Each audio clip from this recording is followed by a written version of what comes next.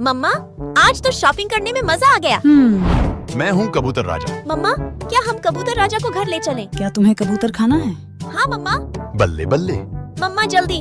ठीक है एलेक्स, मैं खरीदती हूँ। ही। चलो लेती हूँ। हाँ। सुनो, ये कबूतर पैक करो। क्या बात है एलेक्स, अब इसे मजे से खाएंगे।